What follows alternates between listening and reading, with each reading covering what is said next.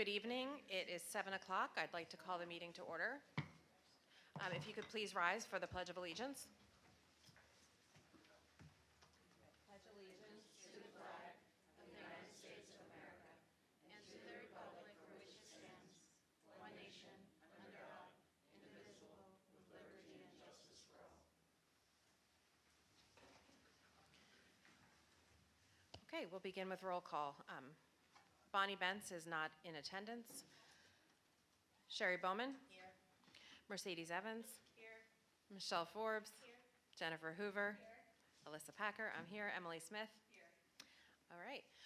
We begin with a period of public comment. If you have any comments to share with council, please approach the podium.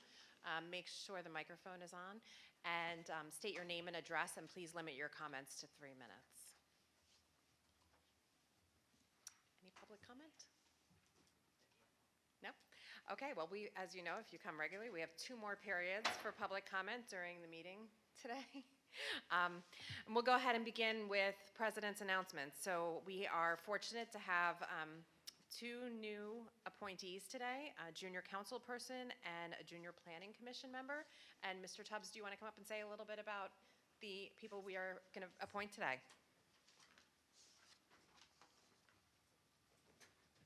Good evening, everybody. Thank you again. I just want to express my deep thanks to the council for continuing another year here to be a partner in education as we create these student positions. Of course, last year was the first year, kind of the inaugural year, with having these not the first ever, of course, but trying to really make this an annual thing and a consistent, stable learning experience for students from year to year. So I appreciate your commitment to that, and I also welcome any feedback as we move forward and we continue to make this the best learning experience possible. I welcome any type of feedback that you would have for these particular positions. So some of the things that I'm looking to improve upon, we're focusing a little bit more this year on students' goals. Because I really want to, I think it's great for them to be here and to absorb and to just kind of take in all that is municipal government. But I also want them to understand that they can pursue something and they can pursue a goal, and that's something that they can try to work towards. So that was something that was a little more specific on their applications that I wanted them to speak to, and the 2 students that were selected both have that type of vision. So that's exciting. I'm hoping to do a little bit more of a 6-month check-in with myself, just to kind of, again, with that goal orientation in mind, check in, how are you guys doing, what are you learning, how are you progressing on those things. And then we would like to just try to make sure that students are being as involved as possible and continuing in that goal. So anyways, like I said, I take any of your feedback. So I've got 2 sophomores who are being appointed tonight, one of which can't be here. I'll introduce her anyways. Estelle Livelsberger is going to take the junior planning member position. She is a 10th grader in my civics and government class, and Estelle can't be here tonight because she also plays on the varsity field hockey team and just could not get out of the game that is like an hour away tonight or something like that. So we tried, and she really tried. She wanted to. She really wanted to be here, and she was afraid it was going to be a detriment. But I told her, don't worry. That was your prior commitment, and we can make this work. So she's playing field hockey tonight, but she's also, in addition to that, she's a member of the Key Club. She's a member of the Mini-Thon, which you know is quite a successful fundraising campaign there at the high school. She volunteers at the Earl Bash Food Pantry. And she's really interested in the Planning Commission because she's interested in specifically the environmental aspect that comes with Planning Commission. She also noted on her application that she's interested in talking and looking at like pedestrian infrastructure and walkability within the town and things like that. And so she has laid out kind of a vision of what she wants to learn from her time as Planning Commission. So she's excited to get started with that. The other position, our junior council position, is Josiah Garber. Josiah is here tonight, and he is also excited and a 10th grade student in my civics and government class. Josiah is a member of the high school swim team. He also participates in club swimming as well as the varsity track and field team. He volunteers at the Camp Hill Aquatics Club. He's volunteered at the Pfeiffer Memorial Arboretum and Nature Preserve. He's very interested in all functions of local government, but he holds particular interest in recreation and providing recreation opportunities. He also cited specifically on his application that he's really wanting to try to tackle the vandalism problem that we've been experiencing in our parks. He considers himself a, quote, big idea guy, which I'm very excited about, and he would love to try to take on that type of challenge. I can't speak highly enough of both of these students. They're both high academic performers. They are dedicated individuals, as you can tell by taking on an extracurricular like this when they don't have to. So I'm very excited to get them in their positions, and I think they've got a big year ahead of them. So thank you again. I appreciate it. Thank you so much, and thank you and all the other people at the school who take the time to develop the application process and review applications and conduct interviews and bring to us such qualified applicants to appoint. Just to follow up on their goals, we are more than happy to work with them to kind of get them involved in committees beyond what we just do here in council to the extent that it works with their school day. So we'll figure out that. Sarah will work with the new appointees to figure out how to get them involved in the things that they're passionate about. We need a motion to appoint Josiah Garber to the junior council position and Estelle Leibelsberger to the junior planning commission So position. moved. Thank you. Do we have a second? Okay, we have a motion and a second. Any discussion? All right, all those in favor, please say aye. Aye. Okay, that motion carries. Congratulations on your appointment. And if you'd like to come sit up here, you're more than welcome to. Do we have a name tag for you? Oh, I'm sorry. Yeah, let's get a picture. No, we're good. Should we? Yeah, actually, we want to get you back down there for 1 second to get a picture with Mr. Tubbs. Where do you want us to stand?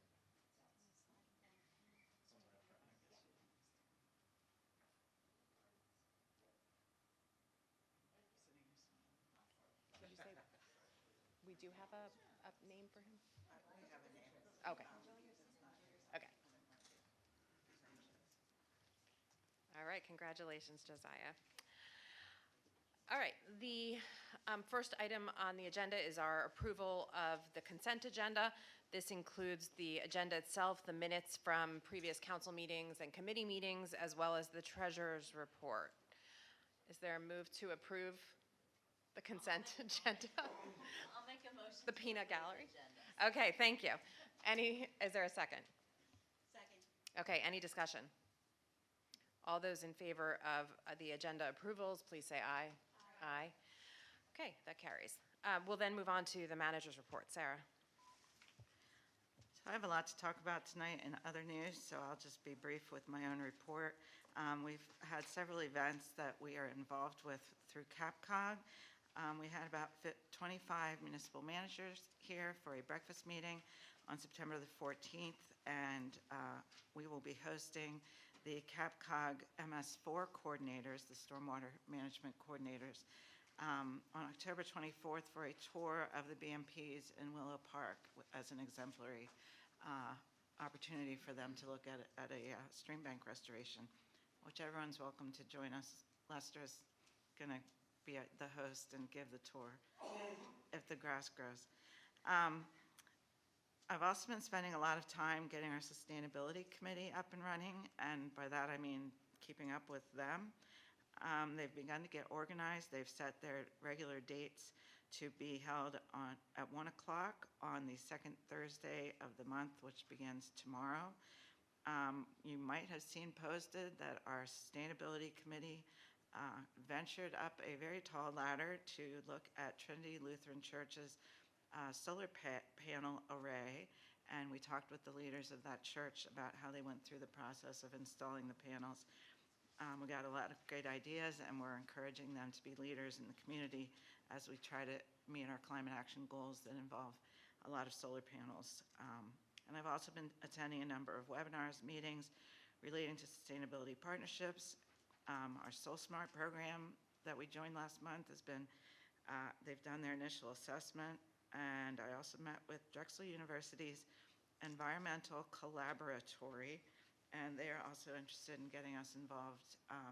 They're working on planning or public education learning modules that they could replicate in communities that have climate action plans. So, and I also participated in Pennsylvania American Water's annual source water protection meeting, and our Bee City Pollinator Garden grant with pictures of the pollinator garden and Stormfest were both featured in their presentation of the work that they've done throughout the last year. So I thought that was pretty cool. And that's all I have. Thanks. Thank you, Sarah. All right, reports of committees and board liaisons. We'll begin with public safety. Mercedes?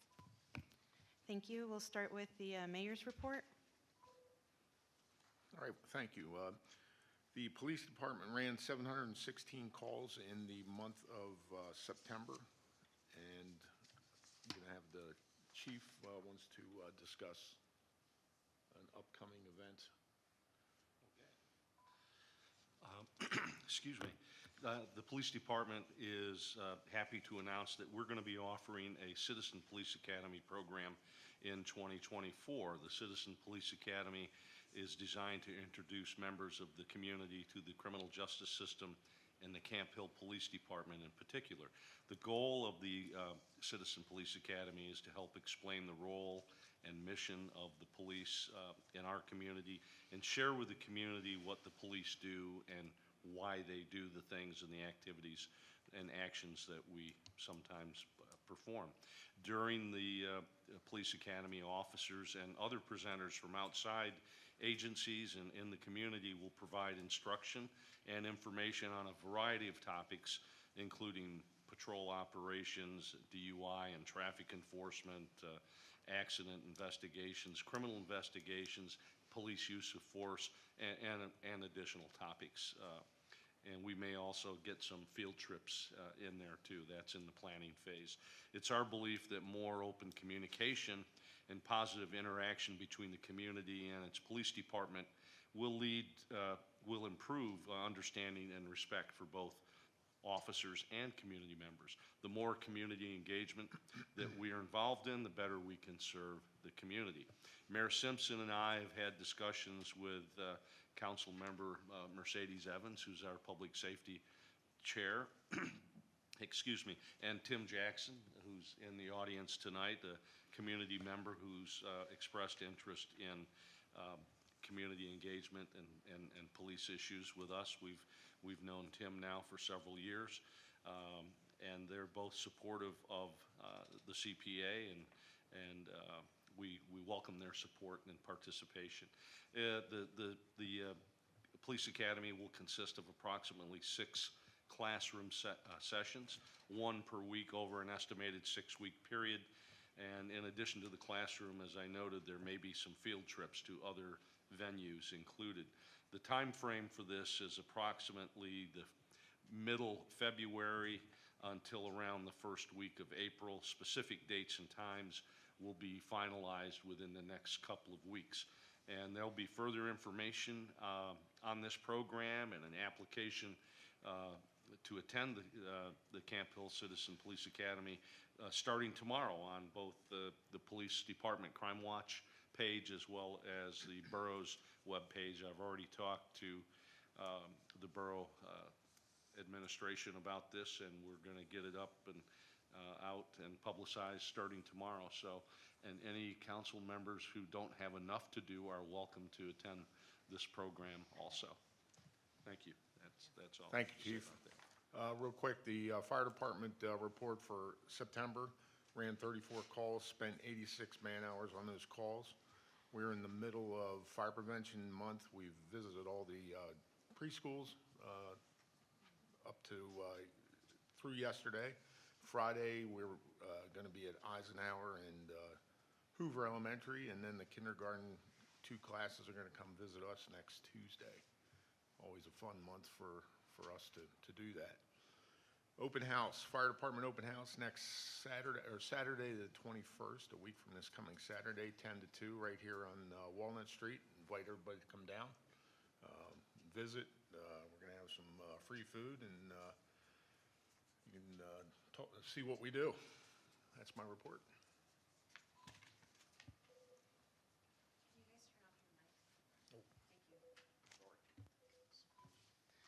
Just a couple of things. The committee reviewed the pedestrian art contest series and entries as the ones that are outside. They're super cute.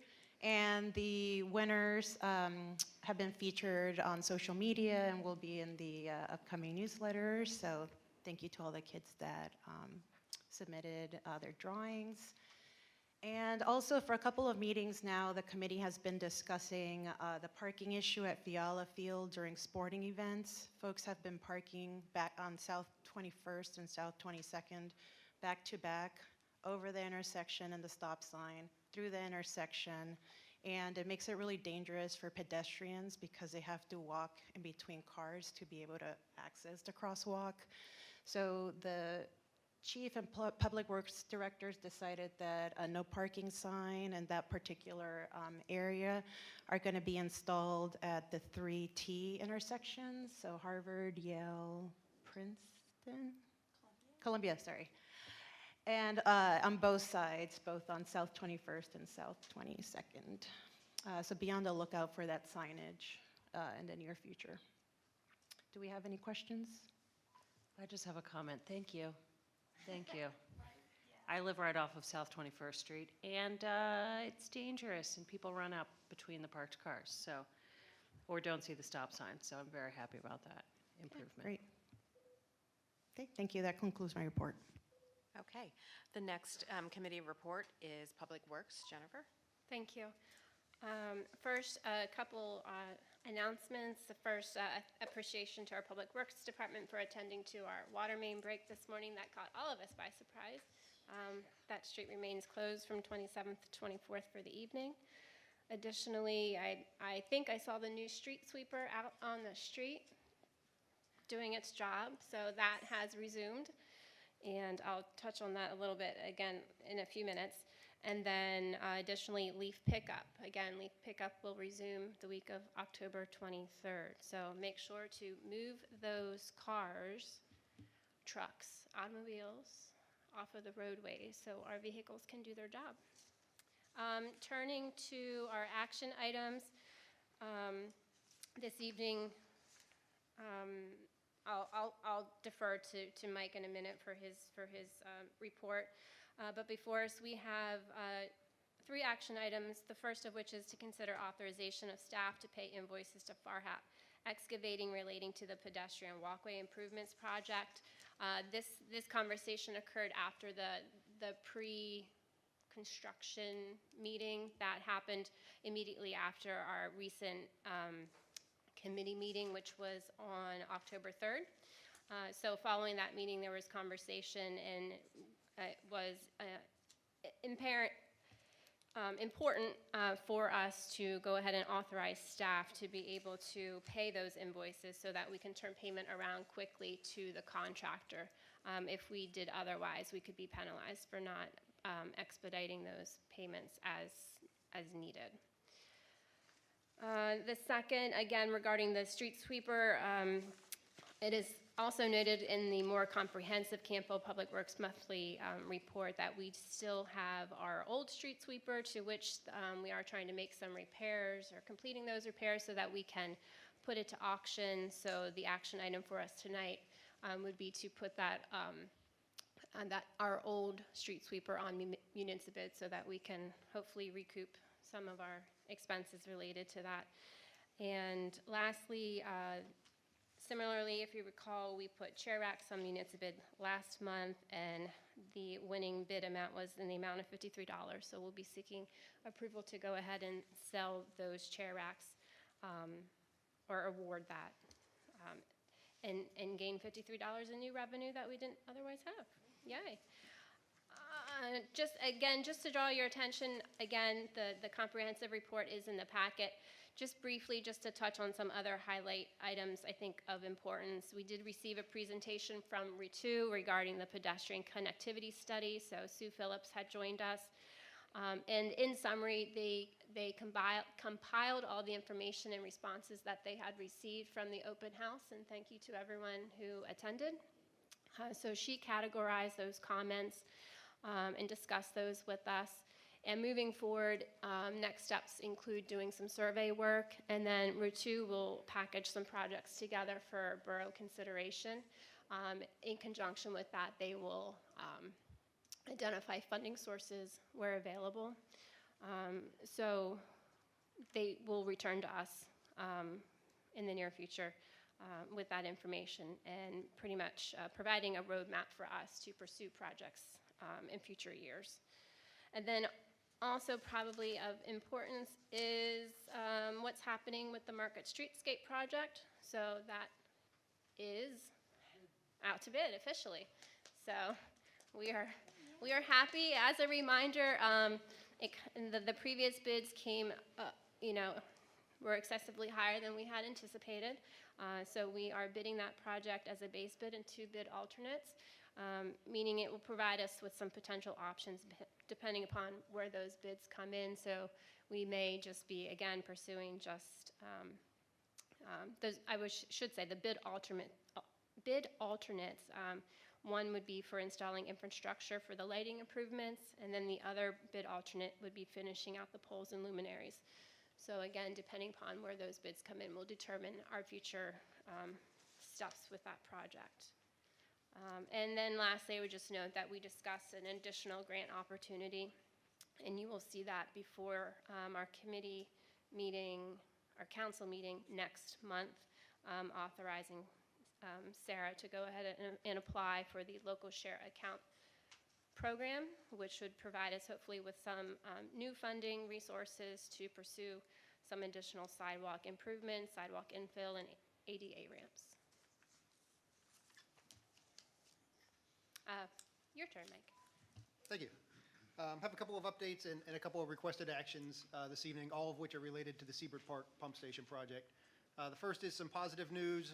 We heard on Friday that the contractor and PPL has sourced the current transformer, the missing piece of electrical gear that's been a real delay that PPL needs to furnish in order to hook us up and start metering and billing us for power. I was not able to confirm as of this evening that the contractor has it in hand, but they said that it would be provided this week, and the week's not over yet, so continue to be optimistic on that. If it comes in this week, the contractor intends to complete the remaining work there to get us connected to power, in coordination with PPL next week. So that was a small piece with a very big impact, and I think we're close to the finish line on it. In other news on the pump station, we have received a payment application from HRI, routine payment application, in the amount of $88,320.50. That's part of the base contract. We've reviewed it and believe that it's in order and would request approval of that tonight. We also have a requested change order for the pump station. This is for a bypass pumping connection, so that if the station ever goes down, there's a pre-made connection. The piping is in place for a truck to come in and do the pumping. Frankly, that should have been included in change order 1 when we pulled the piping in Seabird Park out of Insituform's contract and put it into HRI's. We missed it. So my apologies on that. That should have been part of the first change order. We're asking to catch up with it now. Via change order 2 in the amount of $7,612.86. Those will be our 2 requested action items. Any questions for Mike or I? Okay. The Public Works Committee will meet on November 7th at 8 a.m. Okay, thank you. The next item is the Community Business and Government Relations Committee. Emily? Thank you. I just have some downtown coordinator updates. Thank you to everyone that came out to the Harvest Hop. It was a beautiful day, and we had 33 businesses that participated. We had a little farmer's market there, so that was awesome. A note on the farmer's market is only for a couple more weeks, so don't miss out. This is harvest season. The farmer's market is every Tuesday from 3 to 7. On October 17th, there's going to be music by a strolling violinist named Betsy Barnacle from 3:30 to 6 o'clock. And on October 24th is Trick or Treat at the market. Wear a costume and bring your own bag for treats. Last day of the 2023 market. Other than that, we have a couple new businesses coming. Elbin Insurance, and they're having a new business open house and ribbon cutting on October 26th from 4 to 6. And at 2109 Market, we have Ilgen Fritz Financial Group coming in. The last thing I just want to mention is that our email digest that comes out right before council meetings, we only have 267 subscribers, and I know that there are a lot of residents of Camp Hill. So please, please subscribe, because it is the best way to get the most amount of information and find out exactly what you want to know without having to try to navigate everything to know what's coming up at our meetings and what all of the departments are up to. We will have a Community Business and Government Relations Committee meeting tomorrow at 4 o'clock. That concludes my report. All right, thank you. Parks and Recreation, Mercedes. All right, some highlights. The picnic table has been installed at Seabird Park by the volleyball courts, thanks to a donation from the Harry and Nancy Price Seabird Park Fund. The Halloween parade is scheduled for October 23rd at 6 p.m. and the rain date's going to be the 24th. Trick or Treat is scheduled for October 31st from 6 to 8 p.m. The volunteer awards applications are due to the Recreations Office by November 1st, and the applications are available on the borough website. There are currently 3 openings on the Recreation Commission for 2024 to 2026. And if you're interested, please apply by December 1st.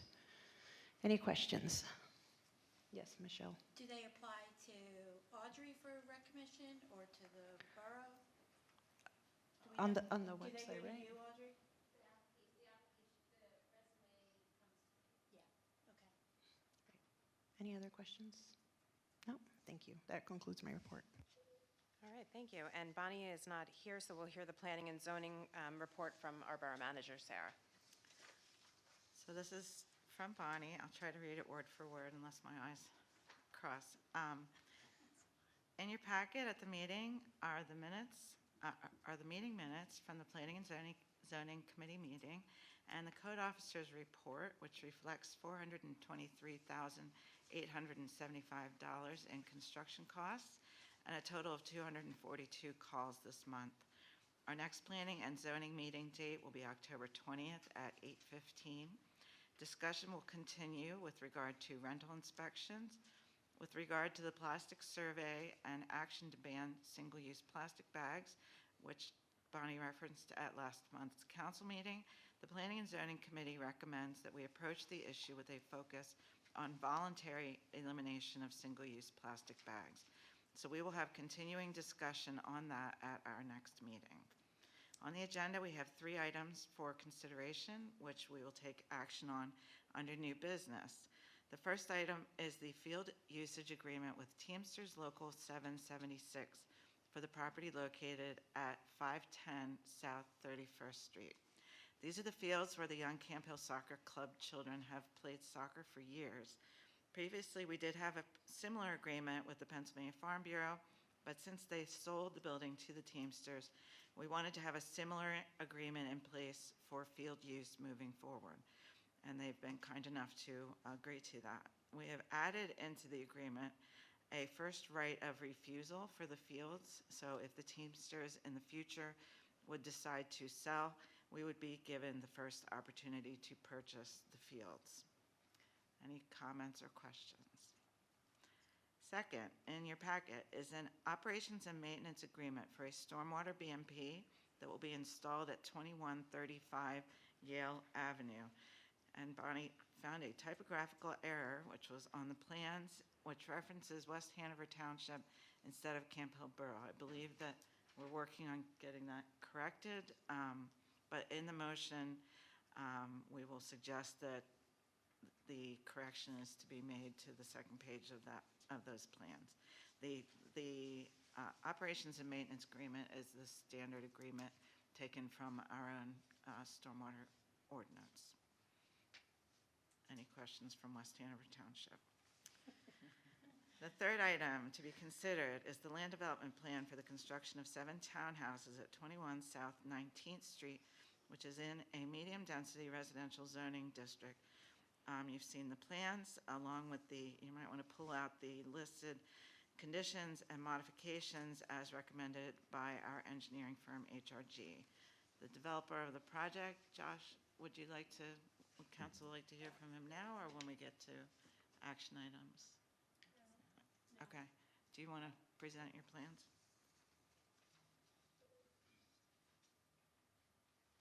Thank you. I'm Josh Weidler with BL Companies, the engineer for the project. With me also is Chris Young, the developer. Can you move to sheet 6?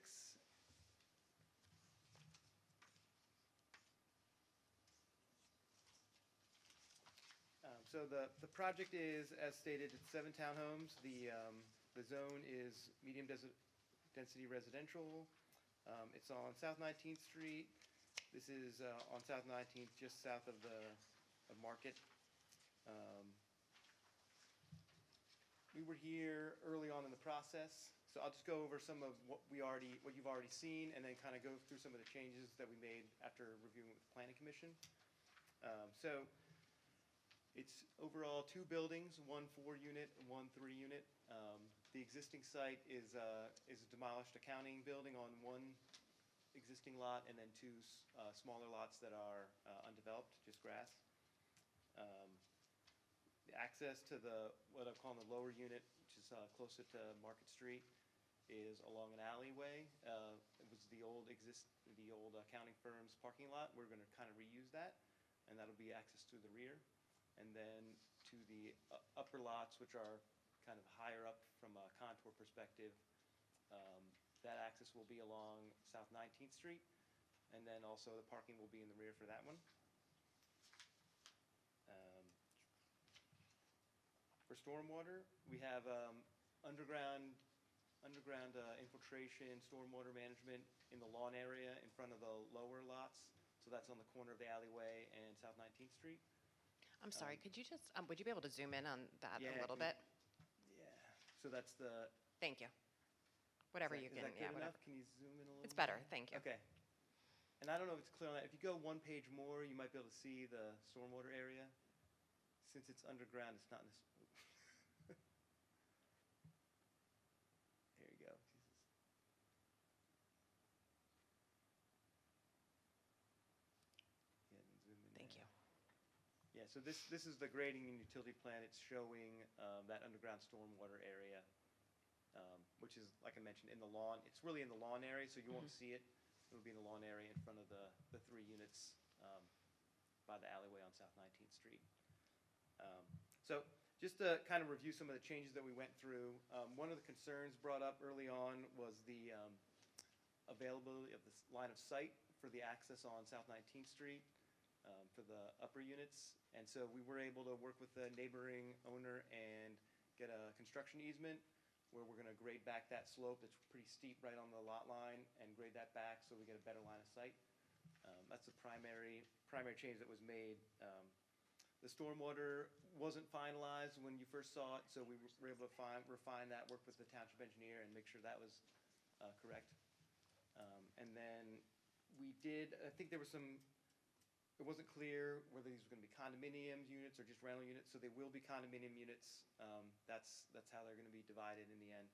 So it'll be individual condominium units. And then kind of along with that, originally we were showing this as one overall lot. So they won't be individual fee simple lots. It'll be condominium units. We are dividing it into 2 separate lots per the overall building sites. So the lower units combined will be 1 lot, and then the upper units will be another lot. They'll be under a single HOA once they're all under condominium units, just to kind of clarify how the site will work overall. those are really the kind of changes that we worked through with the planning commission and the township or borough engineer as we went through this.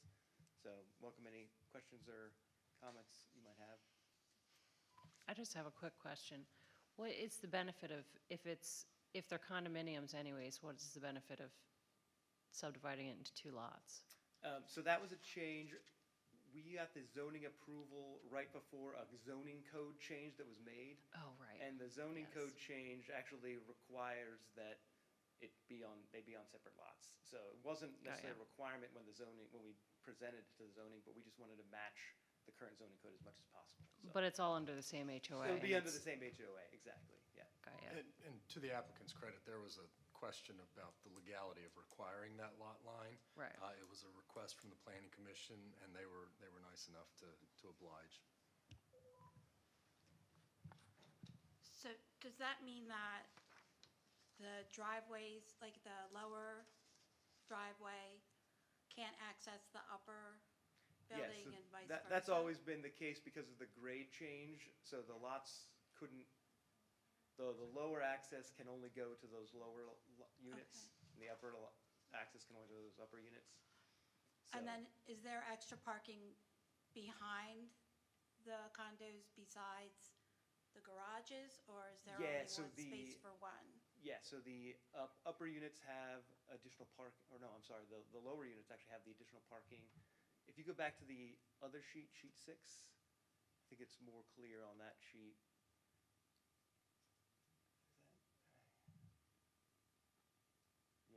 Yeah, maybe you can kind of see it on there, but the parking lot is larger because it was that existing parking lot for the accounting firm. So they have the extra parking in the rear there. And there's actually an existing wall that's kind of helps the grade change there. So that lot has the extra parking. And there's also with the zoning a certain amount of parking that's required that can be shared between the 2 units as long as they're close enough, and these lots are close enough. So that parking spaces technically can be shared between the 2 lots. Sorry if I missed this, but you brought up whether there were going to be rentals, and you said they're going to be condominiums. So are they going to be rentals?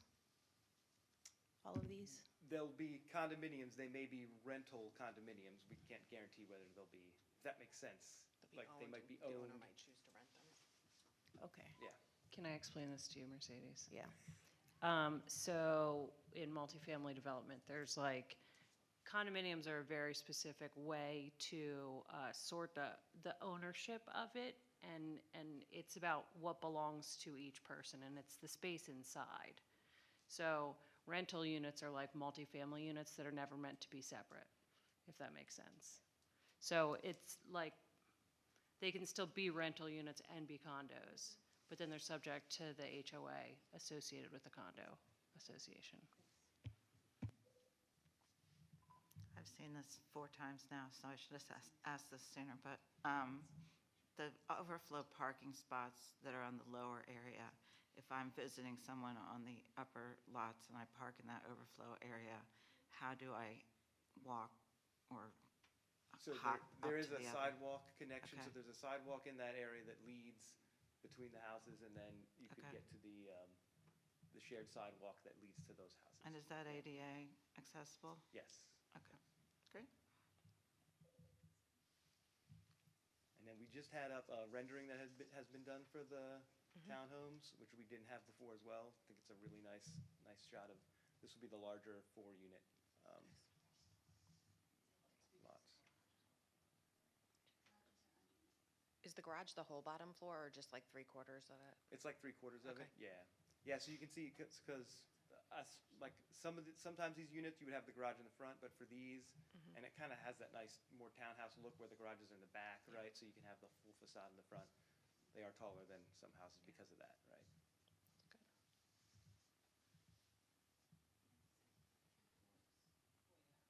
All right. Anything else? So what we would recommend then, when you get to the action, is the sheet, we boiled it down for you. This is based on the HRG review letter of October 5th. So it says modifications and conditions for land development project at the top of it. So there's 6 modifications requested and have all been recommended for approval by both HRG and the Borough Planning Commission. And there are also a number of conditions in various areas of the ordinance. These will all have to be met prior to the recording of the plan. Okay. Everybody good? I just have a question. The park and recreation area or a fee, do we know which you'll opt for yet? That's condition 5, provide park and recreation area or a fee in lieu of it? Right. The plan does not include any recreation Okay. space. So Right, we no are, recreation space, so we'll be asking for the fee in lieu of. Okay, right. sorry, I was just asking if there was going to be any And actually, I don't recreation. know, has that been calculated? it has, it will be We're gonna make a officially motion tonight. So adopted. that'll be part of the development agreement, Yes. yeah. Thank you. Thanks for asking that. All right, thank you. Thank you. Okay. Personnel policy and procedures, Michelle. I just wanted to remind everyone or let you guys know that at the end of the year, some of our commission positions has expire or we need members for, and they are, I know we need Human Relations Committee, Stormwater Authority, the different commissions and boards that could use some more volunteers are on our website under departments, borough governments, and boards and commissions, and then you can see what's available so that we can approve everyone on at our January meeting. That's all I have. Michelle, how many positions are we looking at that are kind of open or on the wish list? It's like So I have, because we 10 to 20? invite people that are actually on the commission to continue if they would choose to. And so, well, I don't know that we've heard from everyone, but I do know that we still have Human Relations and the Planning Commission that's been open since May. And Stormwater Authority, I think we do, and is there someone else I'm forgetting? But just to be It sounds clear, like quite a bit. any seat that has that is expiring, even if somebody is interested in continuing, we do consider new applicants. Oh, So- absolutely. Thank So if you are interested in applying for any of the seats that have expirations at the end of this year, please do apply. Yeah, apply, volunteer, right? Be Yes. one of us. Yes. Okay, Finance Committee, Sherry. Okay, wonderful. Let me go through just some of the items, what we've been up to lately. This is a hot time of the year for the Finance Committee. We did meet at the end of September. We discussed a few things, some pension contribution question marks, some rate changes. We explored ALERTA program and a few other topics. We did receive our yearly volunteer fire relief and pension aid amount from the state, so that's kind of in the mix of the conversation. We also did, I love grants, they're like the best thing. So we did receive a $100,000 grant from Cumberland County Redevelopment Authority for the ADA ramp projects that have been going on, so that's terrific. We are in the middle of building our budget for 2024 right now, so we did have one preliminary meeting, just to talk about the budget, understand just at a high level kind of what things look like. We're going to continue that conversation in the month of October. We have a meeting scheduled for next week on Tuesday, October 17th, and then another meeting on Wednesday, October 25th. They both start at 6 o'clock, and they're open to the public for anyone who wishes to attend and join in and understand the budget and the budgeting process. We welcome you. Just a couple of items for tonight. We will be approving our checks as we usually do.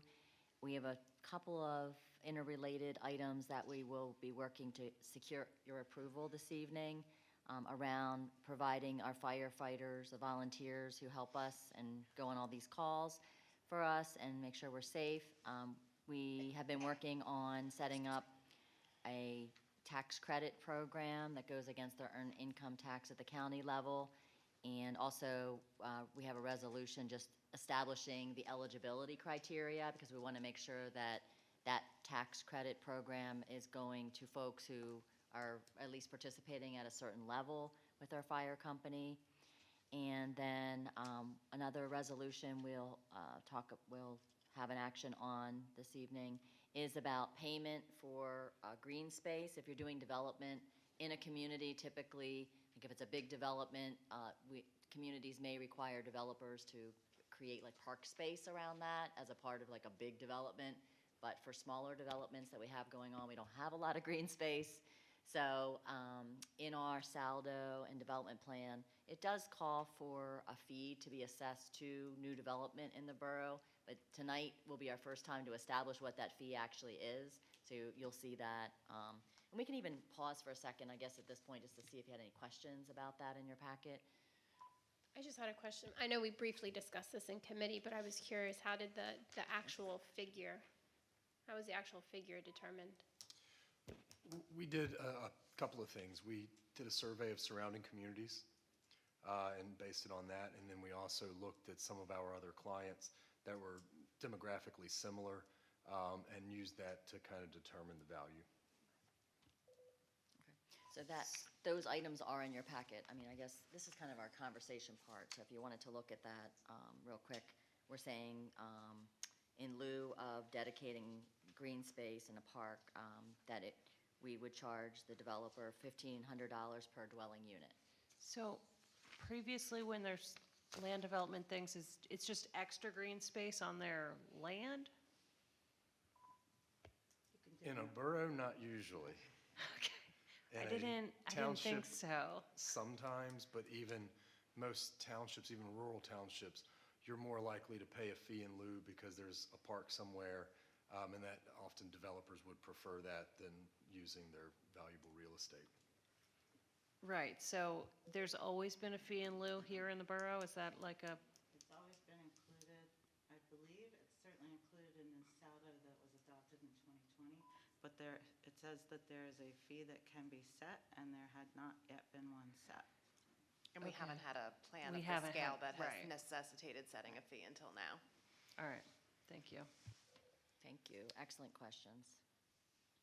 Our next Finance Committee meeting, those will continue even though we are meeting to work on the budget. Our next meeting will be on October 26th at 8 a.m.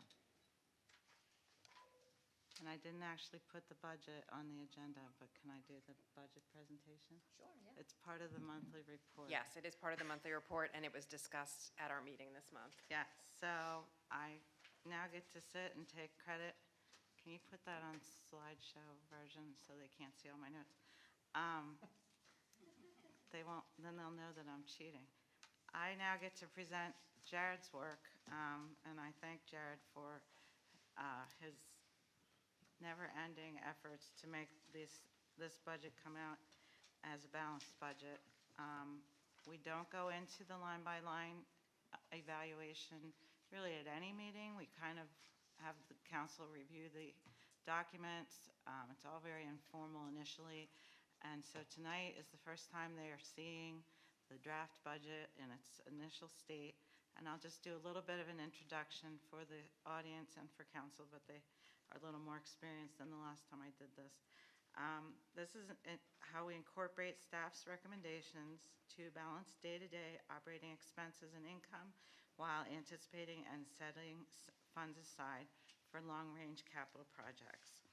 And the borough operates 8 funds. We use fund accounting on a modified cash basis. So go to accounting school if you want to know what that means.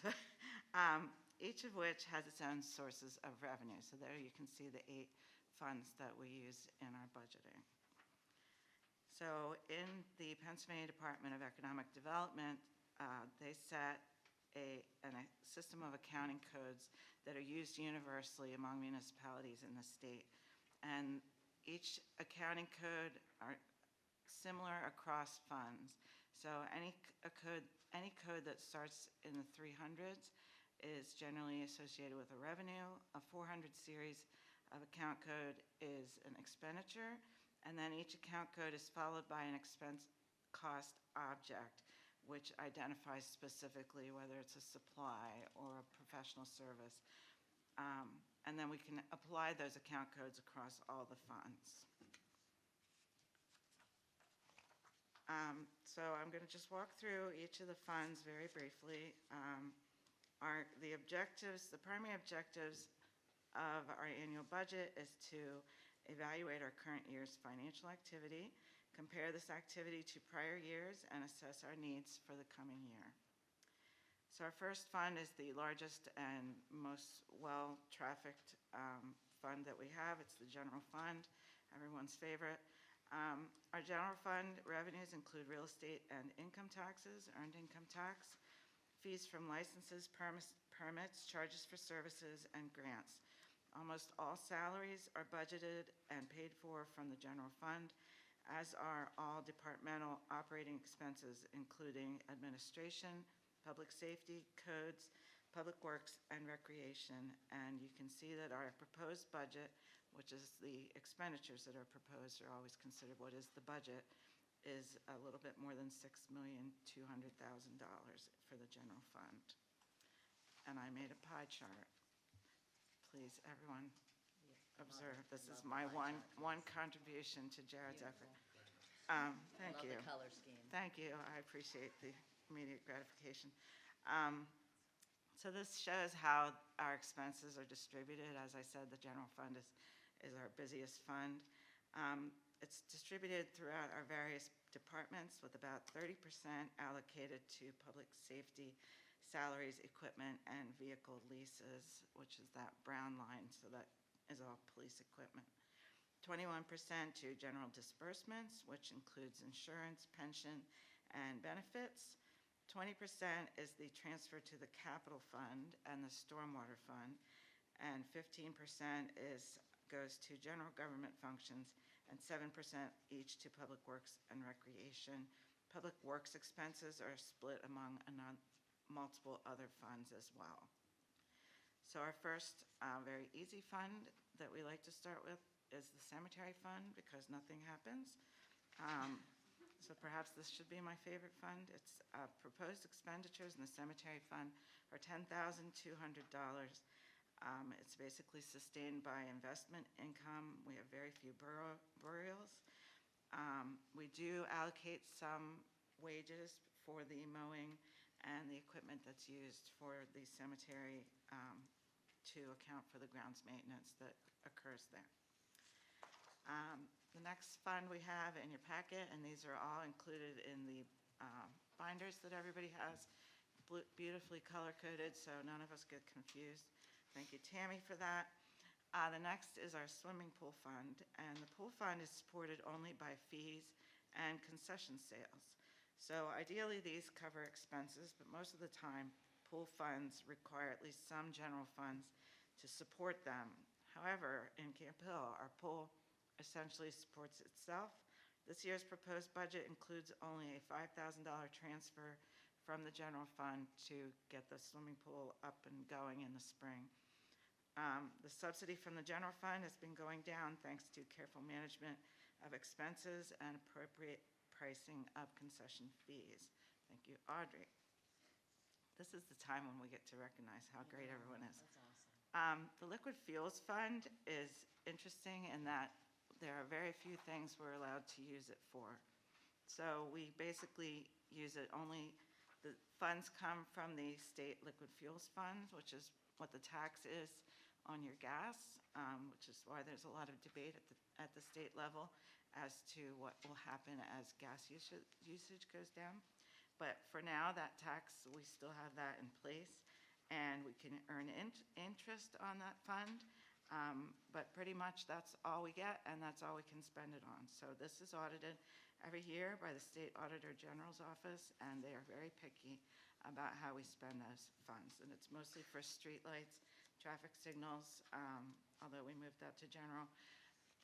Paving projects can be included in there, and just very simple road work. It's very cut and dried. The next fund is my least favorite fund. This is the sewer fund. It's a lot of money for a very important thing that no one even thinks about. So Our proposed budget for 2024 for the sewer fund is just over $3,700,000. The sewer fund draws revenues from user fees, from loans, and interest. The borough's sewage is processed by Hampton Township, and we are responsible for paying for the usage while also operating and maintaining our pipes, and pump stations. The sewer fund pays for both day-to-day expenses and large, costly, multi-year capital projects like the replacement of the pump station in Seabrook Park that you hear about at every meeting. The pump station project was also supported in 2023 by an American Rescue Plan grant distribution from Cumberland County. So we do get a little bit of supplement to that fund, but in general, it's based on our sewer user fees. And finally, I believe finally, is our, well, no, not finally, not yet, waste fund. This is our trash fund, and what comes in is what goes out. It's sort of like trash. It's funded by the quarterly trash fees, and we match those fees to the expenses of trash collection and disposal. We just last year bid a 3-year contract, which was awarded to Penn Waste, as they were the only bidder. And unfortunately, as with all other trash haulers, it required a significant increase, which started in April 2023. Each subsequent year of the contract adds another 6% to the trash fee. So beginning in April 2024, the per unit quarterly trash fee will be $93.09. Trash and recycling collection and disposal is extremely costly, and as I said, Penn Waste was the only bidder on our contract. Some municipalities are receiving no bids at all during their trash bidding process, so this one hurts, but it's super important as well. Everything we do is super important. Then we go to the Stormwater Fund, and this fund, the budget is actually, because we have an authority, it's reviewed and recommended not only by staff, but also by the Stormwater Authority Board, which they did review and made motion to recommend yesterday. The authority has been identifying critical capital projects, having spent this calendar year completely televising almost all underground stormwater lines. The borough transfers funds from the general fund to offset stormwater costs. This year's budget, for the 2024 budget, proposes a transfer of $100,000 from the general fund to the stormwater fund, which is the same as the transfer we did in 2022. And finally, the capital improvement fund, and this one you have already seen. We did have our, as Sherry mentioned, we had a budget capital improvement fund budget session earlier in August. This is where the big money projects go. In 2023, we transferred $1 million from the general fund to the capital improvement fund. So the only way we get any revenue to the capital improvement fund is if we transfer it there from the general fund or if we receive grants. So projects that are grant funded or partially grant funded go through the capital improvement fund, because then that's a fund that kind of, you keep a baseline of money in there. When you budget it, it goes in, and it doesn't have the general fund waffling up and down because you don't finish a project in a certain calendar year. So in 2024, we have proposed to transfer $1,125,000 from the general fund to the capital improvement fund due to the cost of the projects we anticipate. Our 5-year capital plan was reviewed at our August 23rd public workshop. We did have to adjust the numbers on that a little bit, and we'll go through that next week in order to balance the general fund. But again, our large projects and purchases are the biggest driver of the budget because they are more difficult to adapt to our actual income. Once you start a big project, you can't get halfway through and stop. So you have to commit to it, and it takes a lot of money. So the next page is Jared's chart that I stole. I did not make this one. I just changed the colors. This chart shows the breakout by function of where our money is being allocated each year in the capital improvement fund.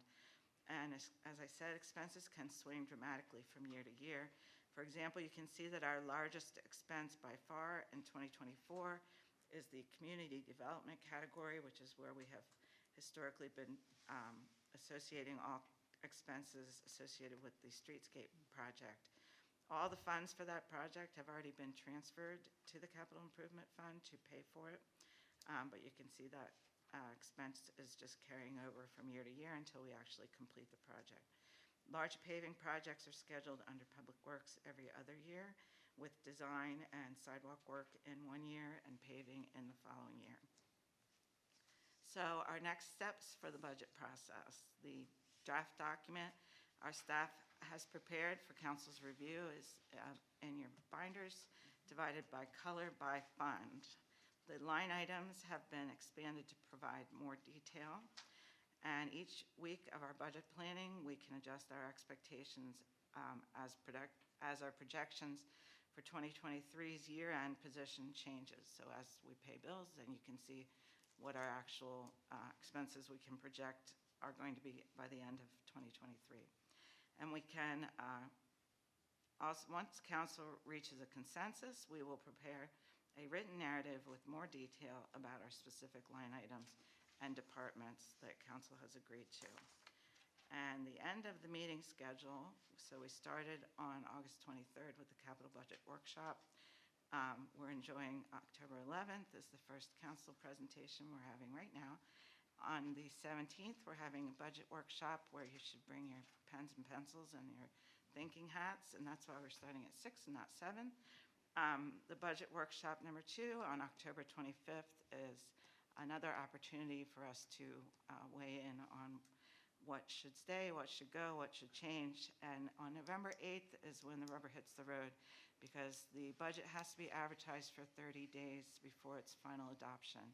So ideally, on November 8th, council would have their final discussion and I call it putting it on the table for consideration on December the 13th. It gets advertised. People can come into the office and look at it. We post it on the website for everyone's reading and viewing enjoyment. And then we go home on December 13th with a much happier finance director. Thank you, Jared, for all your work. And that's what I got for now. Happy budgeting. Yeah. Can I just say, wow, thank you. Very clear. I like the way it was very summarized, very simply, and very precise. So thank you so much. We really appreciate it. Good leadership.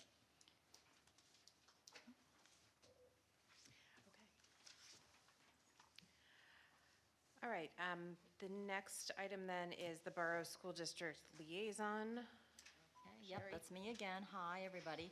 Okay, so we meet about twice a year with our school board and their leaders. We just had completed a meeting at the end of September, and I guess for those that were there, from our perspective, I just want to report that the relationship is strong, very important. We did get a lot of kudos for the efforts that we've been working on so far to build like tighter connections. I think somebody actually said this is the best that the two entities have been working together in years. So these were all wonderful things. Just some kind of points of conversation. This was an interesting meeting because we had about a half a dozen attendees from the community, so that was kind of a first. So that was nice. We spent some time talking about communication issues and safety-related issues. We talked about the crossing guards because we have a responsibility to provide those, and kind of how things were looking, much more bullish in this area. We spent time talking about our efforts around the sidewalk to Eisenhower Elementary School. That project is starting any day now. I see lots of signs about Monday. road work coming, so Monday. So we did talk about that, how wonderful that's going to be to make safer walking up through that area. We talked about the pickleball courts and the noise, and there's a lot of options on the table to try to solve for that. So probably more to come, but they're in the middle of just talking through different options there. The only other thing I'll mention is we will continue meetings next year. So we'll have some new people on that committee and joining them. And I did want to mention something that I thought was really neat that we heard about, which is an investment in a program called The Leader in You. And it's something that they're going to start to do in the schools to really draw out the students' leadership skills and investing in a program.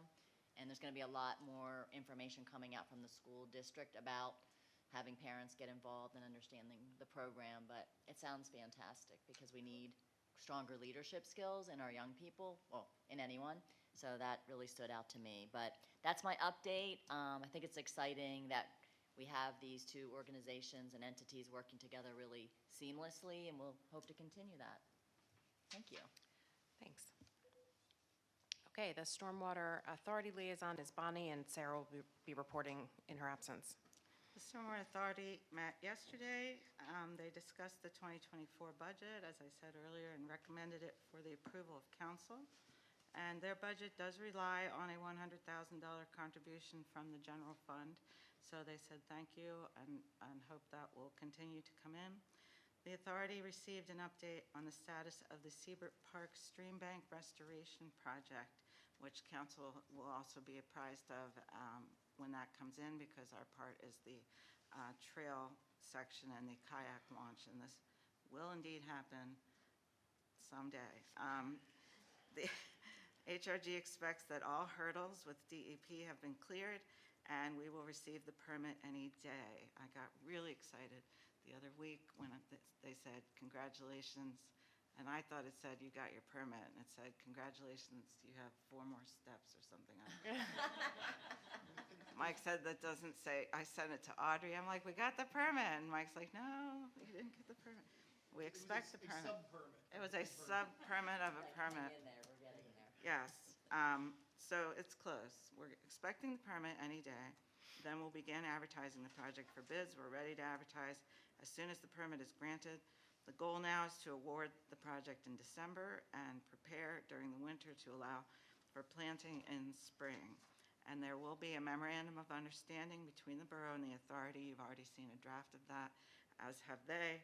And that will be approved when the project is awarded and we know the real numbers that go into that agreement. Jared recommended to the authority, and he's recommending to the borough as well, that we issue an RFP for auditing services. Since our current auditor's 2024 proposal is significantly higher than in 2023, not quite as bad for the authority, but for the borough's cost, it doubled what we paid in 2023. So we're going to be putting out an RFP for those services, and that would be for the borough and the authority. That's what I have. All right, thank you. Any questions?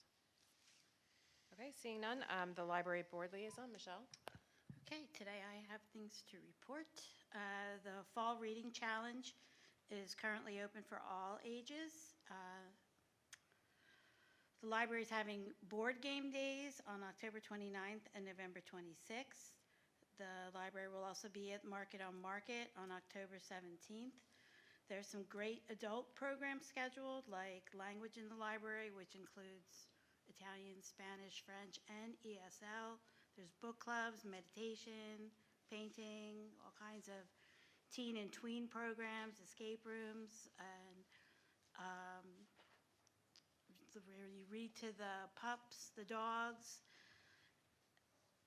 There's a lot of things going on there, so please take a look at what's going on, find out what you are interested in, and take part with them. The Friends of Frederickson will be holding their 2023 online auction from November 8th until November 21st. And the Frederickson Library was awarded Simply the Best Library designation by Harrisburg Magazine again. Thank you. All right, thanks for that report. And in Bonnie's absence, Sarah will give us an update on the Capital Region Council of Government. It's really hard Or are being, you giving I that? was gonna me say, and did Bonnie. she give you something for She it? said she's had no report. The next meeting will be October 16th and will be attended by Bonnie. Do you have a report? Yeah, no, Oh, good. because they had their 18th annual golf tournament picnic, so there was no meeting unless it was on the golf course. All right, thank you. That concludes the first part of our meeting, and we will now open up the floor for public comment. And the second period of public comment is intended to be related to the items that we're about to take action on. There'll be a third period of public comment for general comments at the end. So if anyone has any comments on the new business that we're going to take action on, please come up to the podium, share your name and address, and please limit your comments to 3 minutes. Okay, seeing none, we will move on to our New business, and we'll begin with Public Works. Jennifer. Thank you. I move that we authorize staff to make payment of invoices to Farhat Excavating LLC not to exceed the cost of $469,897 as directed by PennDOT for pedestrian walkway improvements project number 115782. Thank you. We have a motion and a second to authorize staff to make payment of invoices to Farhat Excavating LLC. Any discussion? All those in favor, please say aye. Aye. Okay, that motion carries.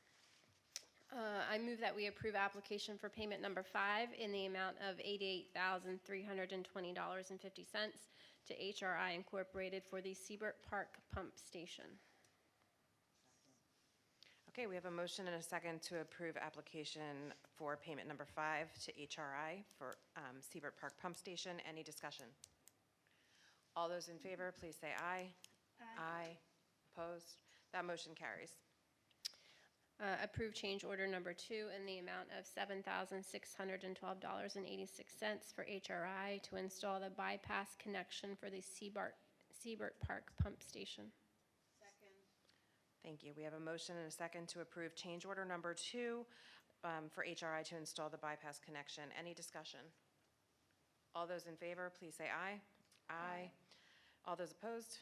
That motion carries. And forgive me because I forget how to pronounce the name of the old street sweeper. Dulevo, okay. It's Italian, I remember that part. I move that we authorize advertisement of Dulevo street sweeper through Municipid. Thank you. We have a motion and a second to authorize the advertisement of our street sweeper through Municipid. Any discussion? All those in favor, please say aye. Aye. Opposed? That motion carries. And finally, I move that we authorize sale of the Prosser Hall chair racks on Municipid in the amount of $53. Thank you. We have a motion and a second to approve the sale of chair racks on Municipid. Any discussion? All those in favor, please say aye.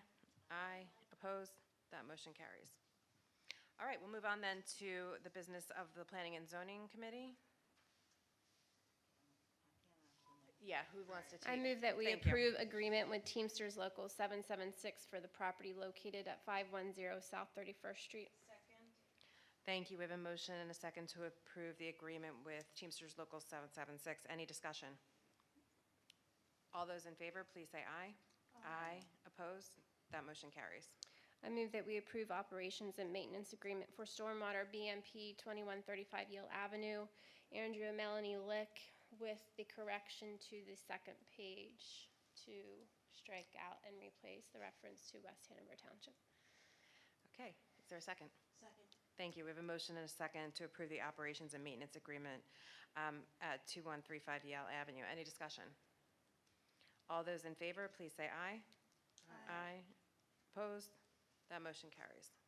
Finally, I move that we provide approval with conditions and modifications of the land development plan for the construction of 7 townhomes on parcels 01220536-022, as well as 01220536-023A, and 01220536-023, located at 21 South 19th Street, in accordance with the HRG review letter dated October 5th, 2023.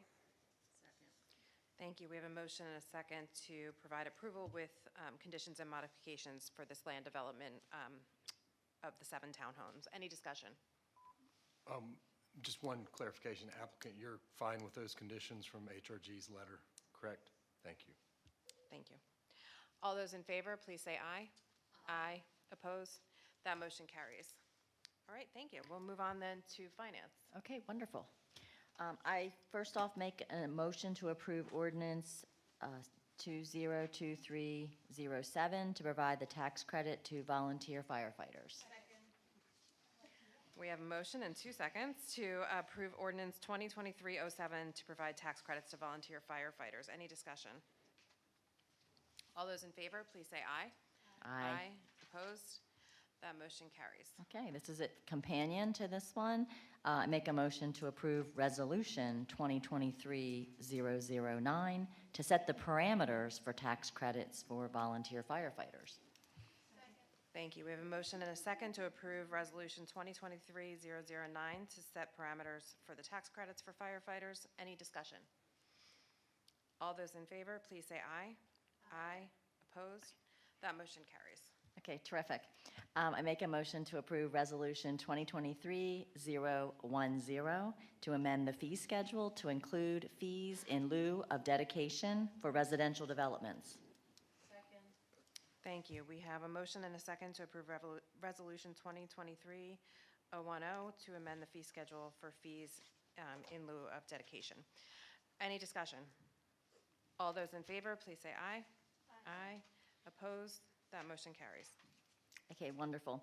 And last but not least, I make a motion to approve bills in the amount of $1,235,984.13. Okay, we have a motion and a second to pay the bills this month. Any discussion? All those in favor, please say aye. Aye. Opposed? That motion carries. All right. Good work getting through the business there.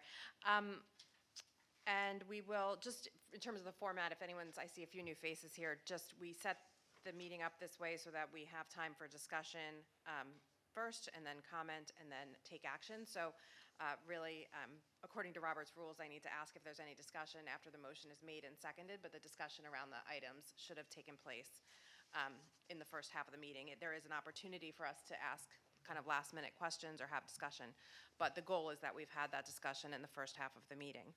And then we have an opportunity to hear from the public before we make decisions, rather than at the end of the meeting when the decisions are already made. So that's why we inserted a couple of years ago that intermediate public discussion or public comment section. All right, so we've now reached our third period of public comment, which is open for any and all comments you may have. So if you have any comments, please approach the podium and state your name and address, and limit your comments to 3 minutes. Hi there, Rich Mance, 2000 Princeton Avenue. I missed last month. We missed you. I was going to talk about, and then it actually came up, Sarah brought it up. In the Planning and Zoning Committee, I saw the memo about the single-use plastic bags. I agree with the proposal not to outright ban them. I was looking at the Chesapeake Bay Foundation website, and they found that communities that outright ban them put a thickness limit on the size of the plastic bags that banned, and so they said retailers just went to a thicker bag.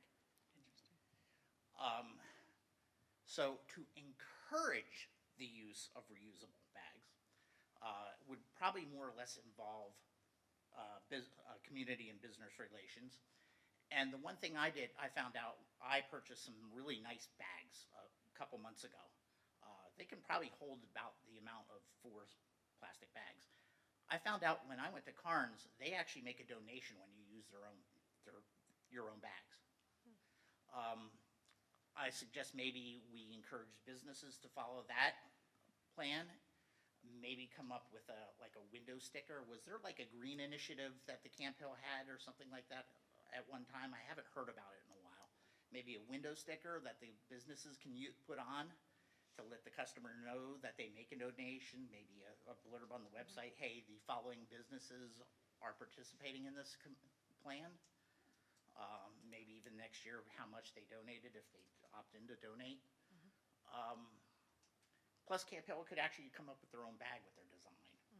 And the one thing you can implement right away without changing any zoning would be for next year is the flea market, or not the flea market, the farmer's market, forcing those vendors not to give plastic bags. It's a great idea. Thank you. Other public comment?